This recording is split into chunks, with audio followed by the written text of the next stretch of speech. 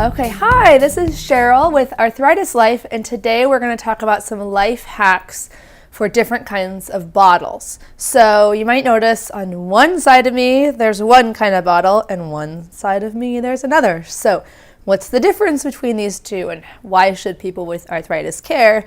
Well, typically, if you have the kind of arthritis that affects the small little joints in your hands, which is a lot of times osteoarthritis, also rheumatoid, which is what I have, or other inflammatory arthritis forms, then bottles that require you to squeeze them are a lot harder than bottles that require you to just pump. And the explanation for that from the occupational therapy perspective and the biomechanical perspective is that when you pump down, even though what's touching the bottle is your hand, the muscles that you're using are way far further up your body from your hand.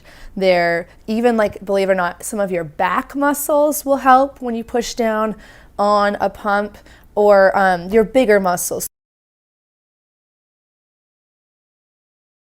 When you have to squeeze, then your thumb muscles and the joint itself, which is in between the muscles, you're really stressing your small, tiny joints. There's really no easy way around that, other than maybe, for me, my thumb is definitely one of the more involved joints. Involved in the medical field is like synonymous with kind of bad or affected, again, meaning more painful, more discomfort, more deformities, more inflammation. So what I could do, you could change the way you hold it if you have to use a bottle like this. Sometimes you'll get a cream or prescription that you can't easily do a life hack on.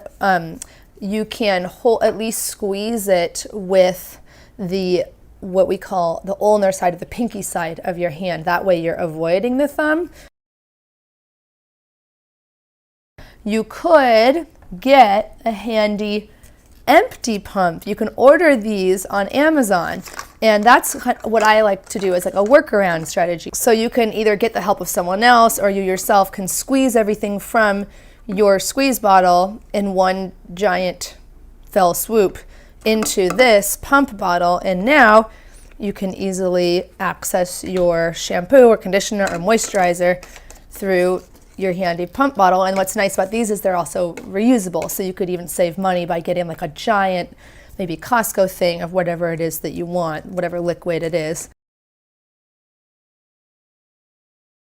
And again, just to illustrate that, why the pump is so much easier, again, even though your hand is touching it, it's that you're using this big gross motor movement, pushing down, versus more of what we call like a fine motor movement, which is pinching. So when in doubt, again, if you have the kind of arthritis that is affecting your shoulder, you want to do the opposite of what I'm talking about. So what I'm giving advice for is the cases like myself, where I have rheumatoid arthritis that really is affecting these tiny, small hand joints. So then if I go like this, or even make a fist and really just manhandle it, basically, you actually end up helping your joints. So one of the principles of joint protection that we're really passionate about in occupational therapy is use bigger joints when possible. It's kind of like why you're instructed when you're lifting a box, you don't lift it away from your body, right? Because that's relying more and more on the muscles further away from your body, from your center of gravity. There's multiple reasons why you don't lift the box further away, but one of the reasons is when you hold it closer to your body, you can use those bigger muscles. So you're avoiding a lot of extra stress on your hands. To me, this kind of illustrates what I like to simplify as the joint protection principle of, you can either change the stuff that you're using, so change the kind of container, or you can change how you interact with the stuff. So I could hold this like really far out in my hands, and that's really gonna hurt my thumbs. So that's kind of the worst way to do it. Or if I have to use this bottle, I could at least stabilize it and maybe still use some of those bigger muscles. A lot of times I find, at least having a chronic illness that is characterized in terms of periods of active inflammation or flare-ups and then periods of remissions, a lot of times you kind of feel a lack of control over it, because even if you're doing everything right, sometimes you just get into a flare. But doing these little tiny things can help you feel a sense of control. Well, okay, I can't figure out what the root cause of this flare-up is, but I know that I'm doing everything I can to protect my joints on a daily basis. That's kind of the attitude that helps me at times. Short version of this is, if your little hand joints hurt, the pump bottles are what is most effective for protecting your tiny hand joints.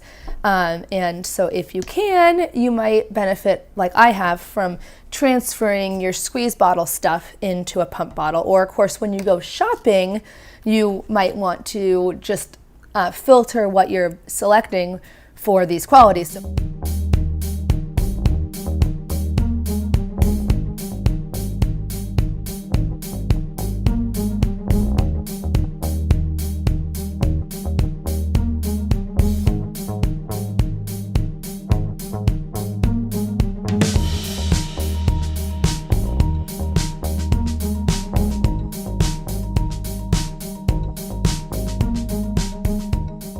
So if I have to use, let's say, this simple protection moisturizer, you can then, oh geez, wait a minute, this one's, okay, that's kind of funny. I don't have the hand strength to open this one, so let's try this one. Contribute to inflammation. So it's particularly for actively, I just saw a bug fly across.